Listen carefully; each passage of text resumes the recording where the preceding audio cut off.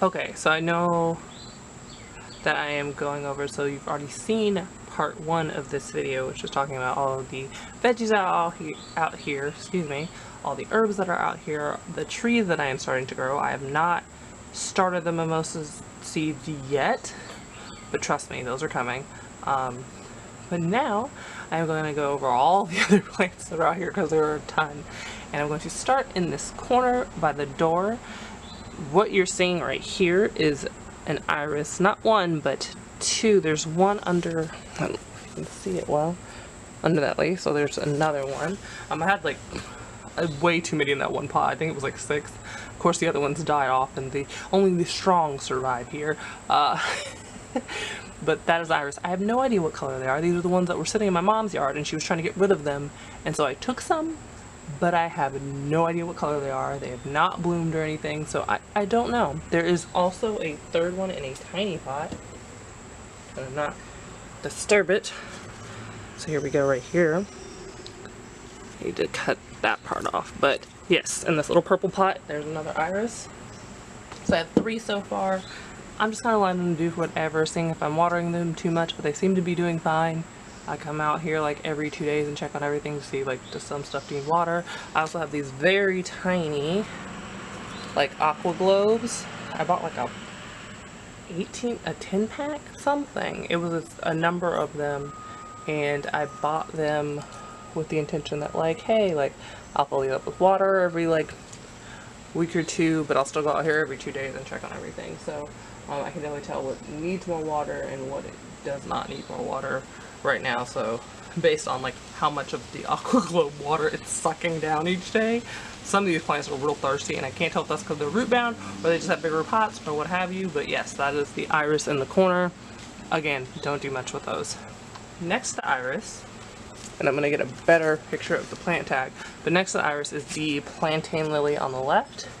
I bought this last year, so the iris is new. This is this year. I got this probably like June or so, when I started filming with Mom for Garden Rules. The plantain lily I got last year when the pandemic started because I wanted to start gardening out here because we had so much space on the balcony. And it's safe to say it bloomed the first year I had it.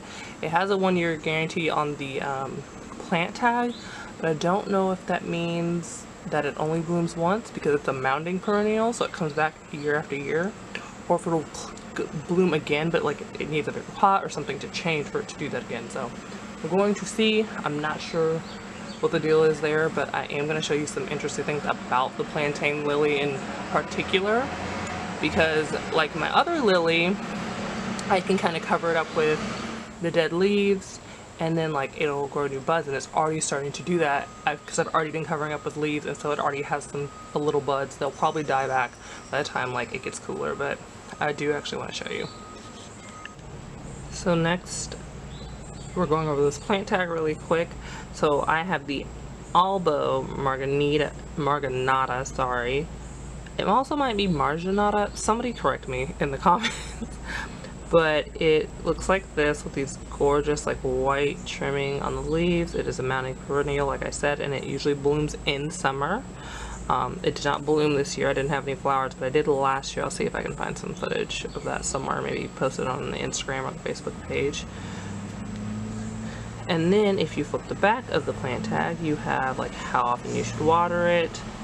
And this, I love that this tells you to keep it moist for the first year, and then you just do it 2 times per week after. So I've been checking on it every 2 days. I water it like maybe twice a week.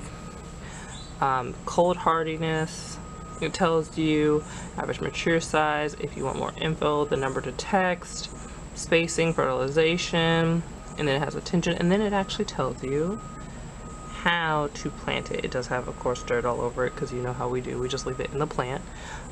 But yeah, and now I'm going to show you the tiny little buds that are trying to peek through on this plant because I think they're so precious and I love them, and I'm so proud because I do very little for this plant. So we are real close in this plant, but this is the plantain lily. Around it you'll see a bunch of like dead leaves and stuff. Anytime the leaves start dying, I just pluck them off and stick them right back in the pot. So I just covered it back up, but as you can see, I might need to pull that. Hold on. There's also tree seeds in there. There is a little, oh, did I break him? Okay, no. There are little itty bitty buds right here. So these are new leaves for the plantain lily, and they are doing wonderful. So I'm going to cover them back up to protect them. But yeah, they're just hiding in there between the, you know, spider webs and the leaves and everything. But they, honestly, it's the best way to overwinter your plants is to like stick leaves on top. At least for lilies, I've noticed. If lilies are in pots, like sticking leaves on top, the other lily, the daylily that I had, the really beautiful yellow one, I literally stuck all the dead leaves on top of it, and it came back this year like full force with like a bazillion blooms, and I was like, what is happening? So yeah. So the plant that the collard greens are trying to creep in right now is a Clematis that my mom gave me. It's got this gorgeous purple bloom on it, but she had some extra ones that she was trying to get rid of.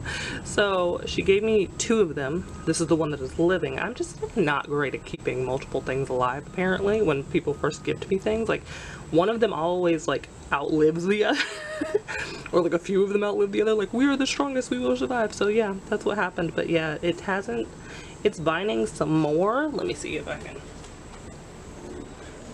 I tried to put some sticks in here so it could vine up, but she's not listening to me, so there we go.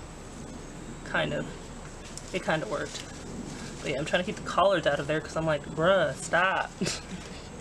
Do not. Leave them alone. So yeah, so that is my Clematis. So yeah, next is this gigantic tree.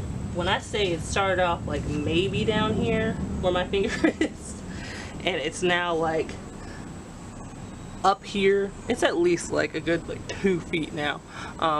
This is my Fiddle Leaf. I got it from Home Depot for like, I want to say like 10 bucks. It was very cheap.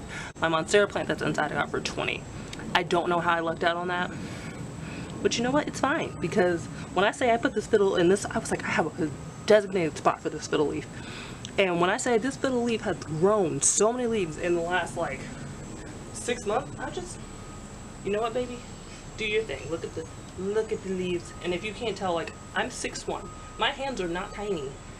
These are some big leaves, so, and I think I have another one coming through here, so I'm excited to see what else happens. The cats keep getting mad at me because I keep getting their space, but there's just so many plants everywhere. I can't help it. Next in this gorgeous lighting we have the Coleus. There are so many varieties. I do not think that all the varieties were listed on the very long plant tag, but come in this gorgeous color. I want to say the really bright pink and green one is called a watermelon Coleus. I could be very wrong about that, but it's absolutely gorgeous, and I think it's the one that my mom also has with the darker tint around the leaves. This burgundy one, I do not know what this is called, but this one is the one that gives me flowers the fastest. And hummingbirds, and I'm assuming butterflies. I have not seen a lot of butterflies up here, but hummingbirds really love Coleus flowers, as I've mentioned before. So like having them out here all around the like edge of the balcony, so that when like first thing in the morning they can come and get some food and then leave and not be bothered by the cats that are going to come out soon. Yeah. I absolutely love Coleus. Like, hands down probably my favorite like plant that doesn't give me fruit or veggies or anything like that. So the other thing I have out here, funny enough, is a pothos, which like I would usually just keep inside. But this particular pothos is, I want to say it's marbled because of the colorings on the leaves. It's absolutely gorgeous, and I'm so sorry if you hear all the cicadas that are out here. But it's stunning. Let me see if I can tilt it a little bit more so you can see. I might just have to do an overhead shot, but it's got these like dark greens to lighter greens all through it to like this creamy color. Oh, it's absolutely beautiful.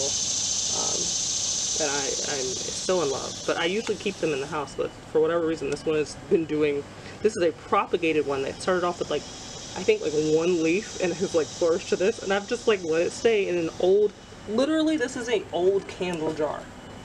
This is, like, do you see that? It's not any fancy pot. I repurpose everything that I can and make a pot for plants. I may have a problem. It's fine. It's fine.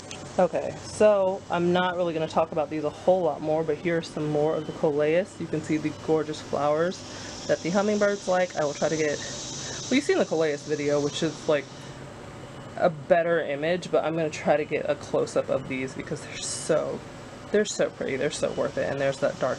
This one is my original Coleus, and this is what had me fall in love with the Coleus plants last year. Sorry, there's a bee and I disturbed it, but this dark, deep dark purple with the green trim. So it's almost like a, I don't want to say it's a reverse of the watermelon one, but it's like it's got much less green on it and much deeper darker purples, and it loves the spot, and I'm pretty sure the hummingbirds love it. And there are these are four separate like plants that I propagated.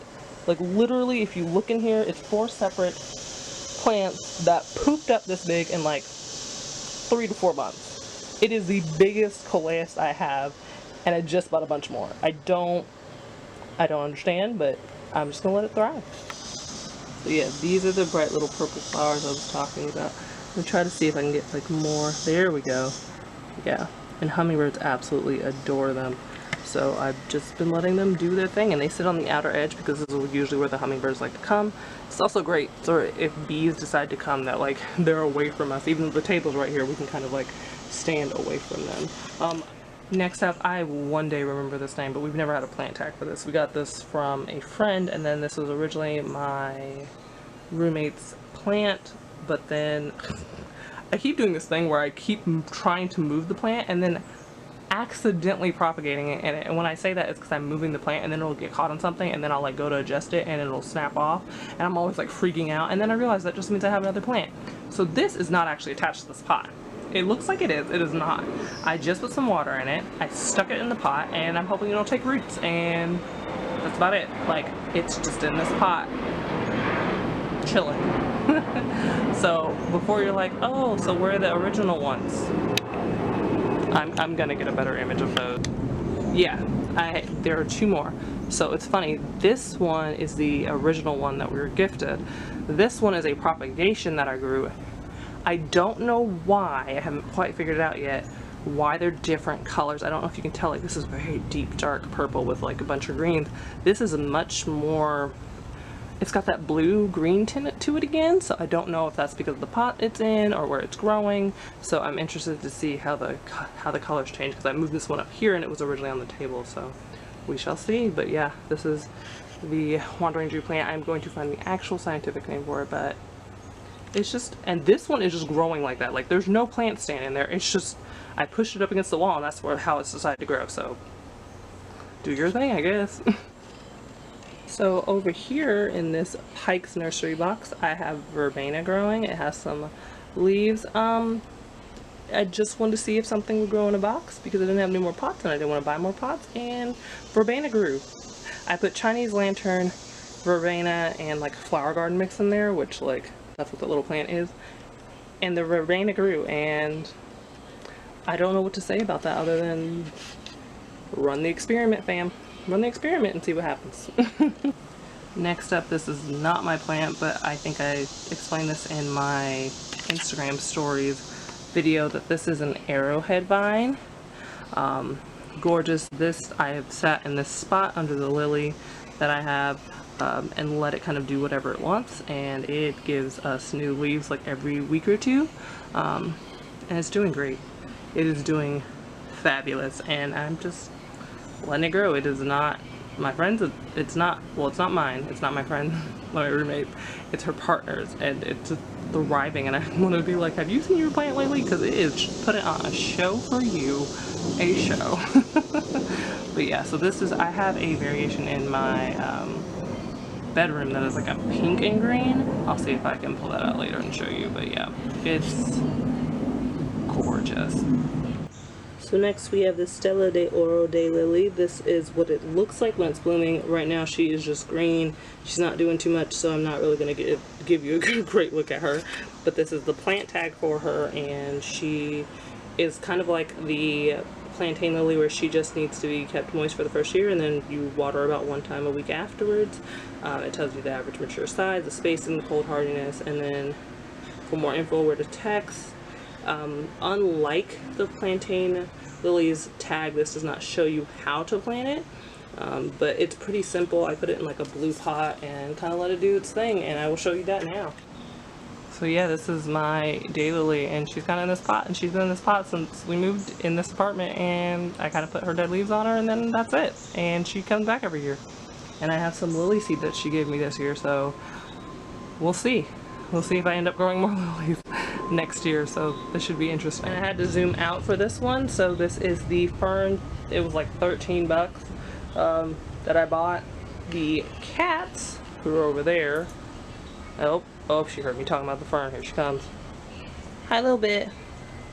But she loves to hide. Alora, specifically, loves to hide under this Fern. So that is her hiding spot if we're trying to bring her inside. Peanut, on the other hand, just wants to be out and like laid out. And I don't know what she's doing right now. I don't know if she's people watching, but she really likes the greens, and she keeps trying to eat my like herbs and stuff, so I'm about to fight her. Peanut! Hi! She's like, whatever, Mom. But yeah, this Fern it's doing better this year. It's probably because I'm out here like twice a week actually watering it, but yeah.